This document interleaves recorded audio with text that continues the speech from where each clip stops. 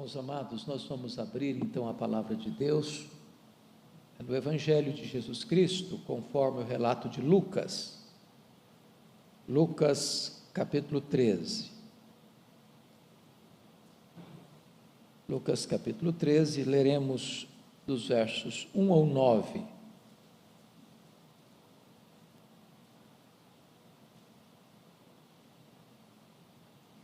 Lucas 13, de 1 a 9.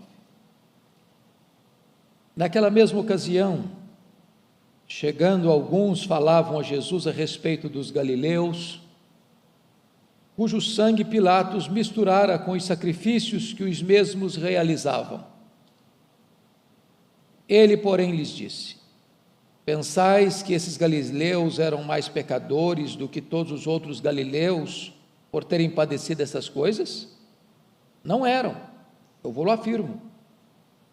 Se, porém, não vos arrependerdes, todos igualmente perecereis. Ou cuidais que aqueles 18 sobre os quais desabou a torre de Siloé e os matou eram mais culpados que todos os outros habitantes de Jerusalém? Não eram, eu vos afirmo. Mas se não vos arrependerdes, todos igualmente perecereis. Então Jesus proferiu a seguinte parábola. Certo homem tinha uma figueira plantada na sua vinha, e vindo procurar fruto nela, não achou. Pelo que disse ao viticultor: há 3 anos venho procurar fruto nesta figueira, e não acho. Podes cortá-la. Para que está ela ainda ocupando inutilmente a terra? Ele, porém, respondeu: Senhor, deixa ainda este ano, até que eu escave ao redor dela e lhe ponha estrume. Se vier a dar fruto, bem está, se não, mandarás cortá-la. Amados, o contexto desse texto, e vocês podem perceber isso claramente, a partir do verso 35 do capítulo 12, Jesus está falando sobre o juízo. O acerto de contas que Deus fará conosco, e nós estaremos diante do seu trono para dar contas da nossa vida. É nessa conjuntura, é nesse cenário, que diz o texto que as pessoas se aproximam de Jesus.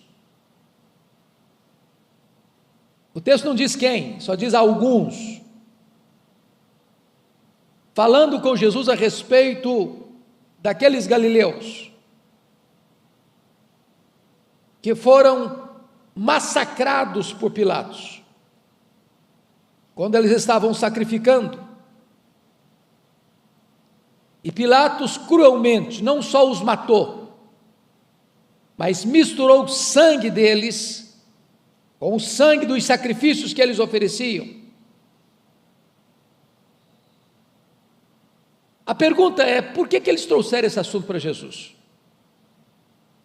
Exatamente nesse contexto, de juízo, de acerto de contas.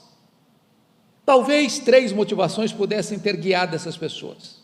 A primeira delas, colocar Jesus contra Pilatos. Preste bem atenção que os galileus são lá do norte. O templo fica em Jerusalém, no sul, na Judéia.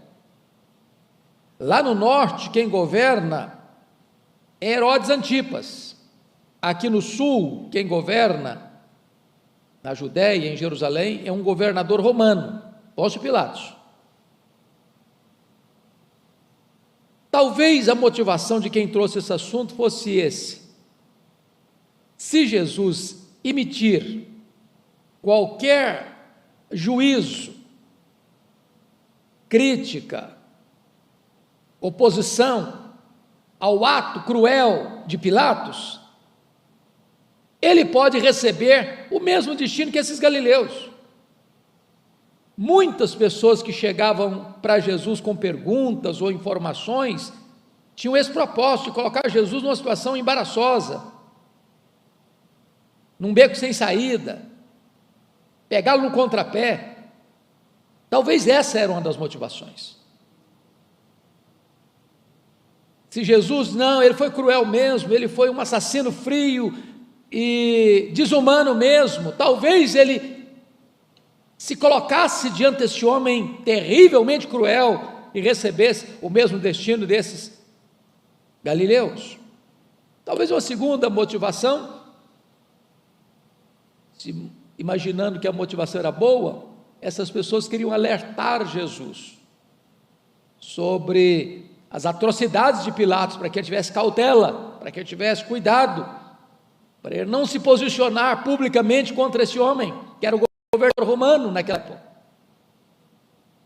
Mas talvez, e eu penso que o contexto me leva a essa terceira posição, que essas pessoas queriam especular sobre a maior culpa desses galileus, porque foram vitimados de forma tão cruel.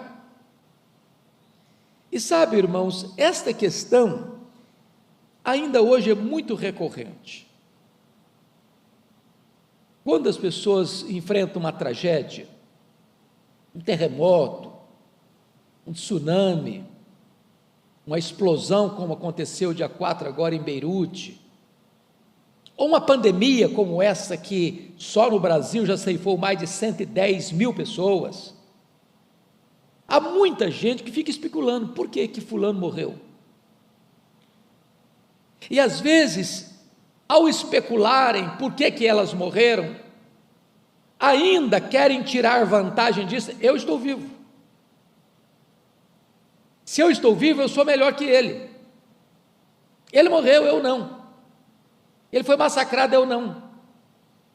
Ele foi vitimado, eu não. Então havia uma espécie de ponta de autojustiça, de autoelogio, de autoexaltação, e ao mesmo tempo de censura e crítica e condenação aos que morreram. Então é curioso que ao Jesus ser informado, e notem vocês que no relato tinham dois fatos. O primeiro deles, de um massacre, que é o caso aqui de Pilatos ter assassinado essas pessoas, esses galileus. Mas o segundo fato que Jesus diz no verso 4 é um desastre. Uma torre cai em cima de 18 pessoas e mata essas pessoas. Você está andando na rua, uma marquise cai na cabeça, esmaga a pessoa debaixo de cimento e ferro retorcido. Então, notem vocês que o cenário é massacre e acidente. E Jesus não calma. Em vez de você ficar especulando sobre o que aconteceu com os outros, por que os outros morreram, por que os outros foram vítimas de um massacre, aproveita essa cena, aproveita esse acontecimento, aproveita essa pandemia, quando mais de uma centena de milhares de pessoas no Brasil morreram, não para olhar para fora, mas para olhar para dentro, para fazer uma autocrítica, para fazer um exame do seu coração, para examinar a sua própria alma, para perguntar o seguinte: e se fosse eu, estaria eu pronto para me encontrar com Deus? E se eu tivesse partido, sem chance de respirar sequer, alguma coisa cai em cima de você, um prédio desaba, uma casa desaba, e você não tem tempo para refletir sobre a vida, aquilo acontece frontalmente, como aconteceu a explosão em Beirute. Aquelas pessoas não tiveram tempo, agora eu vou acertar a minha vida com Deus, que está tendo uma explosão. Não, quando você pensou, já explodiu. Estaria você pronto? Estaria você preparado? Então, essa é a questão que Jesus levanta aqui, né? Levanta aqui. Nós somos tendentes, diante das tragédias da vida, a falar mais da morte dos outros do que enfrentar a nossa própria condição diante de Deus. Você pode perceber isso na situação, por exemplo, da história do Jó. Os amigos dele ficaram especulando, por que ele está sofrendo?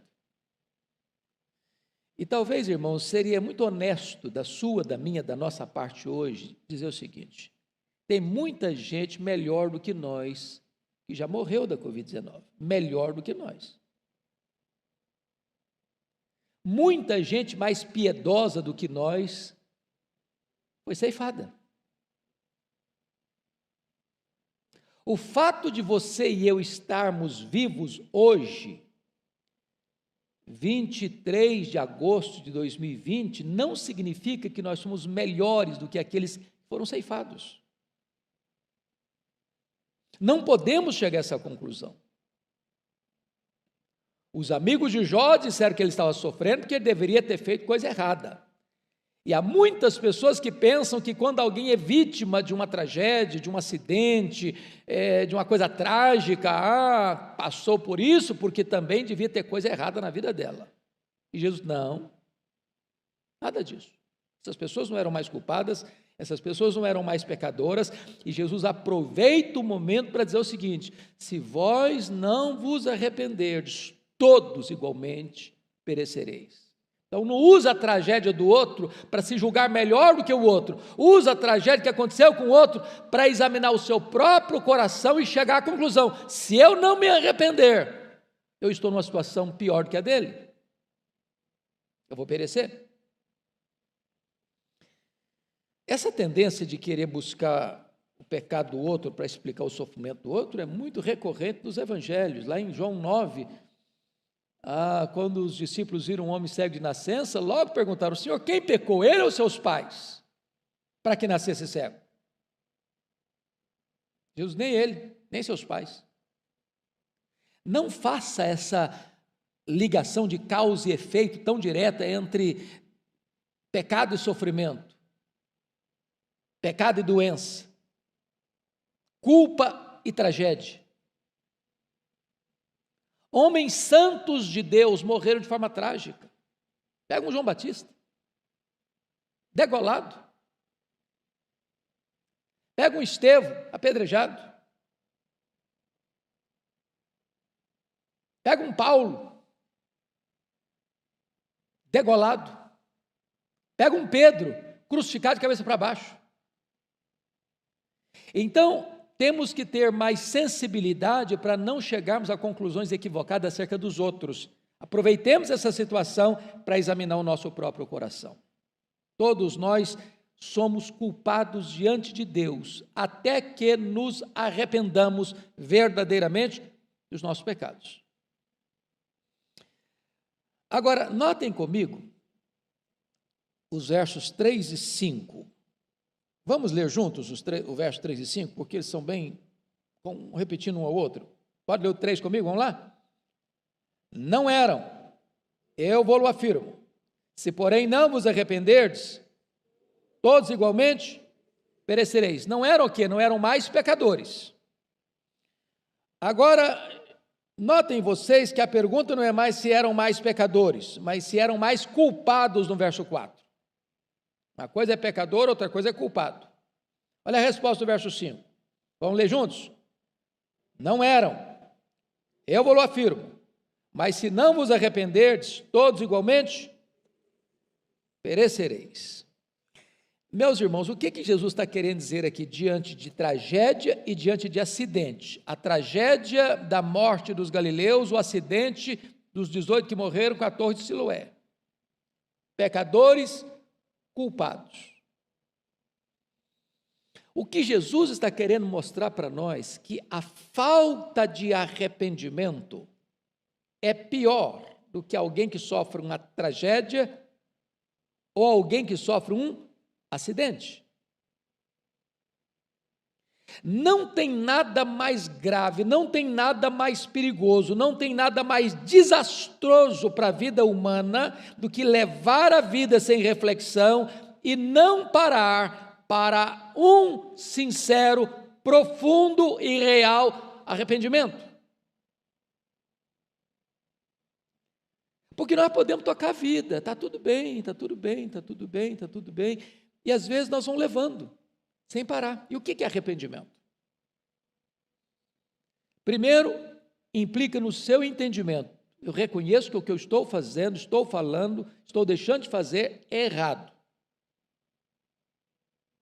Segundo, eu tenho tristeza por aquilo que eu fiz. Tristeza segundo Deus. Terceiro, eu mudo a minha conduta acerca daquele assunto. Não só deixo de fazer o errado, mas passo a fazer o que é certo. Em não havendo isso, o final da linha é perecimento. É desastre maior. Agora notem que Jesus então faz uma transição muito adequada dessa situação da necessidade do arrependimento para que não se pereça, e ele entra com a parábola da figueira estéril. Jesus não está mudando de assunto, Jesus não está criando aqui um outro tema. Jesus, que é o grande pedagogo, que é o maior dos mestres, que consegue entender a psique humana e as emoções humanas e as necessidades mais profundas humanas, ele introduz essa parábola exatamente para ilustrar a questão do arrependimento, que ele está definindo aqui: se você não se arrepender, você vai perecer. Todos vão perecer. A ideia é: ou arrepende e vive, ou não se arrepende e morre. Então ele introduz a questão da parábola. E o que significa isso? Aqueles a quem Deus outorga privilégios espirituais, dessas pessoas Deus espera o quê? Frutos. Eu pergunto a você que está aqui hoje e quem está nos assistindo: Deus concedeu a você privilégios espirituais? Por exemplo, você tem a Bíblia na mão? Você acha isso um privilégio? Você tem a Bíblia na sua língua, no seu vernáculo? É um privilégio isso? Você sabe que tem muitas etnias no mundo, milhares ainda, que não tem sequer João 3,16 na sua língua? E você tem a Bíblia? E aqui está toda a vontade de Deus para você. Tudo o que Deus quer de você está aqui. Tudo o que Deus quer que você seja está aqui. O plano do amor de Deus, da redenção de Deus está aqui. Você tem a Bíblia. É um privilégio. Se você tem a Bíblia e não está produzindo fruto, você está como aquela figueira que não está produzindo e a ordem arranca. Que privilégio você tem? Você tem a igreja. Você acha um privilégio ter uma igreja? Mesmo uma manhã fria quanto essa, você pode vir? Você sabia que há muitas pessoas no mundo afora que não podem fazer o que você está fazendo e eu nesta manhã? Que gostaria tanto, mas não pode, é proibido. Que não pode construir um templo. Que não pode carregar uma Bíblia. Que não pode cantar com janelas abertas, com portas abertas. Que não pode reunir a família para ter um culto. E você tem isso. Você já valorizou isso? Você tem o Espírito Santo que habita dentro de você. Você sabia que tem muita gente que não sabe nem o que é o Espírito Santo? Que não tem o consolo dele, o ensino dele, a instrução dele, a direção dele. Então, o que Jesus está querendo nos mostrar é o seguinte, que se você tem esses privilégios, note comigo, o que Jesus, certo homem tinha uma figueira plantada na sua vinha, não foi uma árvore que nasceu por si mesma, que é nativa, ou que é uma erva daninha, uma árvore que ele foi e plantou, deliberadamente, propositadamente, no lugar certo, na condição certa, com a expectativa certa. Você foi plantado, você foi enxertado. Você, como a árvore plantada junto à corrente de águas, você foi colocado no corpo de Cristo, você foi batizado pelo Espírito Santo no corpo de Cristo, você foi plantado para dar fruto, muito fruto. Se eu não estou produzindo esse fruto, então estou correndo risco. Se não vos arrependerdes, todos igualmente perecereis. Deixa eu lhes dizer algo extremamente solene. A inutilidade é um convite ao desastre. Pode cortá-la. Agora, para um pouquinho para examinar o seu coração. Qual é a sua utilidade hoje no reino de Deus? Se você hoje fosse cortado, que falta você faria para o reino de Deus? O que é que você está produzindo? O que é que você está fazendo? Quanto da sua inteligência você tem colocado para servir a Deus? Seus dons, seus talentos, os recursos financeiros que Deus botou na sua mão, das oportunidades que Deus coloca diante de você, das portas abertas.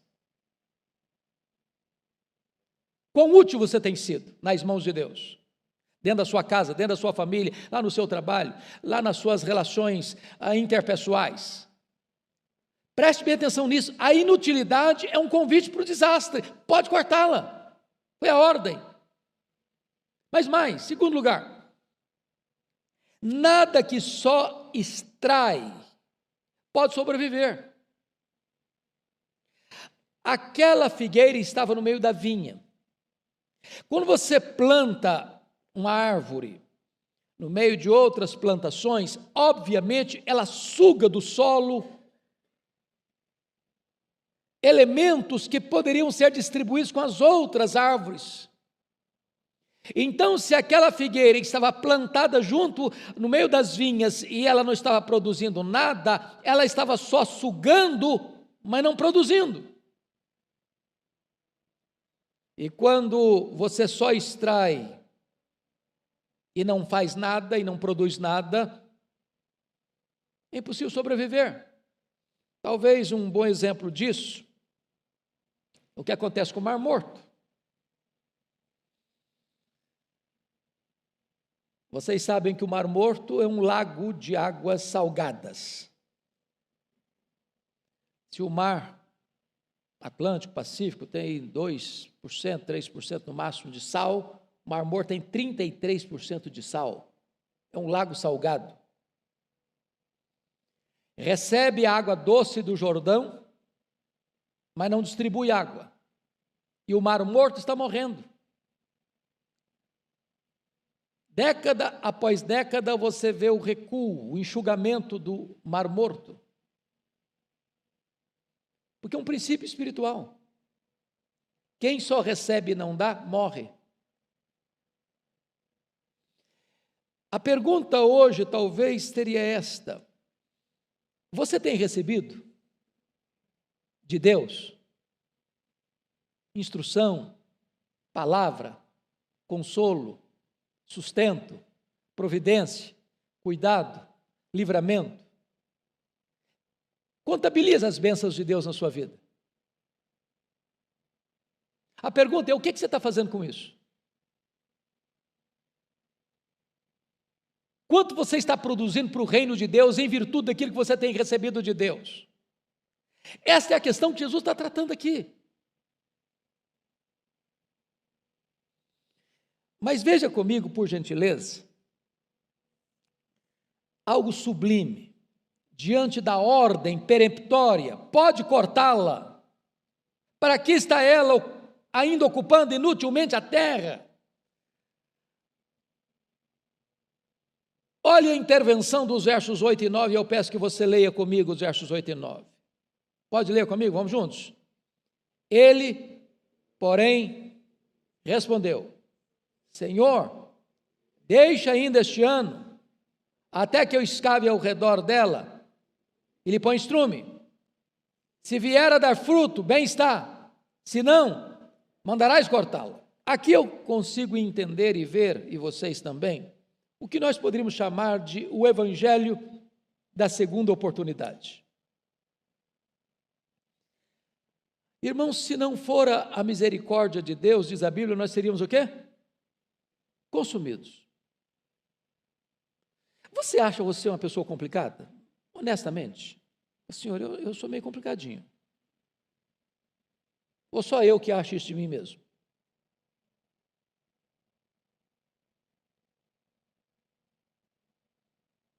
Nós somos complicados. A gente precisa levar Deus tem muita paciência com a gente. Você já errou uma vez e disse para o Senhor, tudo bem, não vou errar mais não. E aí amanhã você erra de novo. Aí você pede perdão. Aí depois você tem que pedir perdão outra vez. E de novo. E outra vez. E novamente.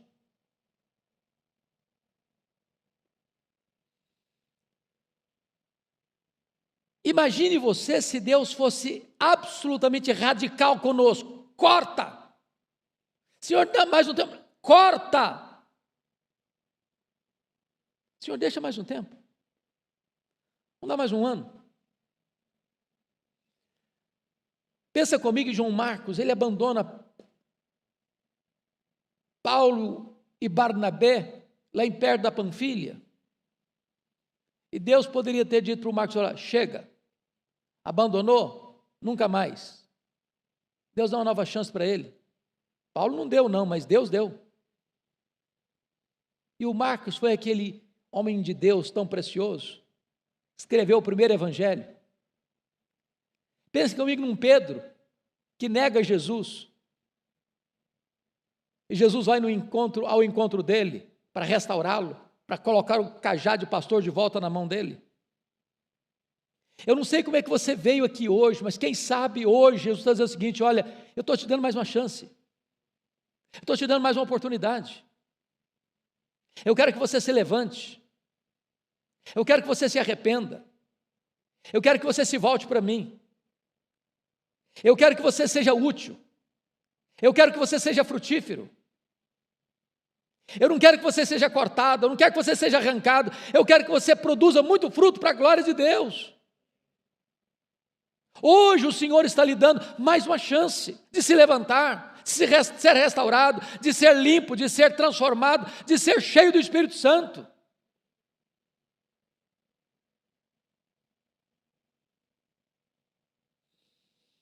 Deixa eu fazer outra colocação aqui. Olha o pedido. Senhor, deixa ainda este ano. Mas não é só deixar, não. Até que eu escave ao redor dela e lhe ponha estrume, lhe ponha adubo. Vamos pensar comigo uma coisa. Ele está falando uma linguagem da agricultura. Se uma árvore não está produzindo fruto, o que é que o agricultor sábio faz? Vai investir nessa árvore. Eu sou da região rural, minha família lida com café. E, fundamentalmente, o lavrador vai lá e coloca palha de café. Aqueles que conseguem comprar adubo vão lá e botam adubo. Com que finalidade? Para que aquela árvore de café, no próximo ano, produza mais, seja mais lucrativa, traga mais dividendos. O Senhor, o nosso glorioso intercessor Jesus Cristo, está intercedendo por você. Mas não só intercedendo por você, Ele está cavucando ao redor da sua vida. Ele está abrindo sulcos ao redor da sua vida. São circunstâncias, são situações que Ele vai permitindo para mexer com você, para tocar seu coração, para falar com você, e Ele vai adubando, e Ele vai colocando adubo, Ele vai colocando todos os elementos, os ingredientes, para que você receba vida, vitalidade, reavivamento espiritual.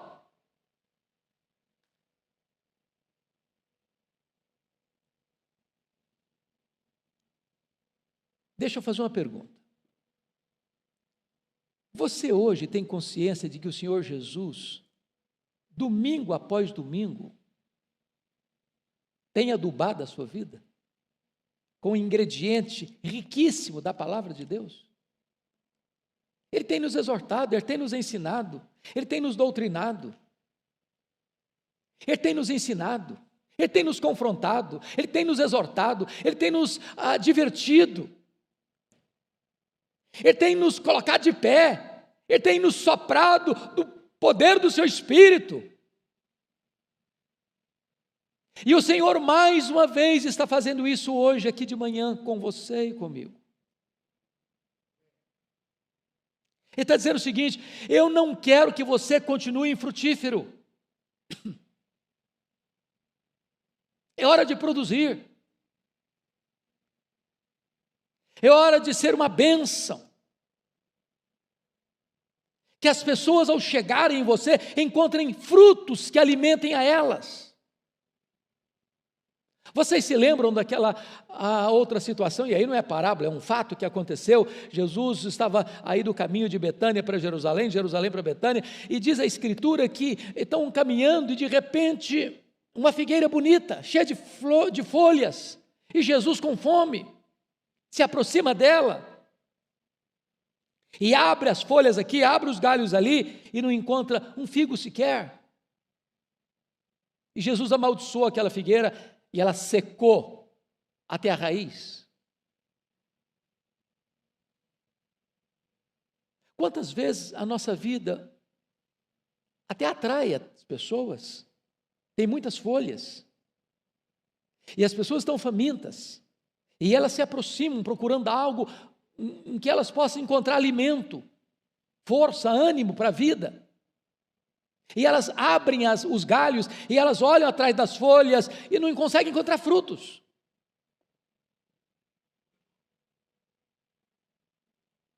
Folha não alimenta ninguém. Folha é só aparência. E vocês bem sabem que do ponto de vista da agricultura, o figo, ele nasce primeiro, depois a folha. Se tem folha, tem figo. Se não tem figo, não tem folha. E aquela figueira estava fazendo uma propaganda enganosa. Tinha folha, mas não tinha figo. E quantas vezes a nossa vida espiritual é assim, tem folha, mas não tem fruto, tem aparência, mas não tem realidade. Fazemos uma propaganda para as pessoas que tem comida boa, que tem comida farta, e quando elas chegam, elas passam fome porque não encontram nada.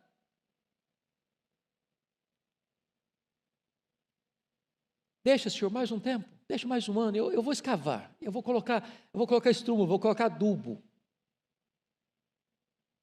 Aí se no ano que vem não tiver fruto, Senhor, então corta.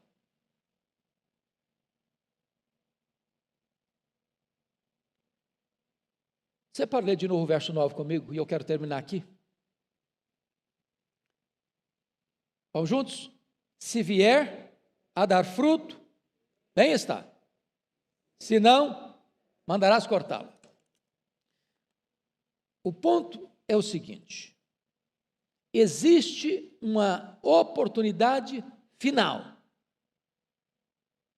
Você e eu não temos o direito de abusar da paciência de Deus indefinidamente.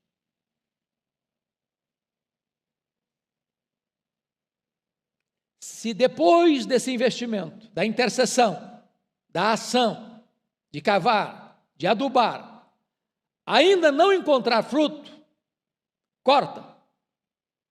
Decepa. A morte é inevitável, a condenação é inexorável, a ruína total.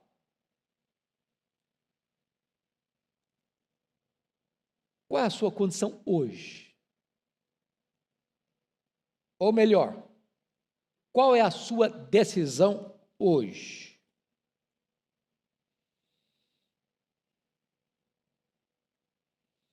Sabe o que me impressiona nessa parábola de Jesus? É que ela não tem conclusão.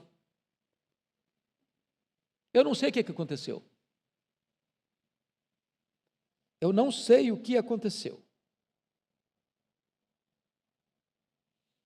Há 3 anos vinha se procurar fruto, não tinha. 3 anos é o período em que uma figueira produz.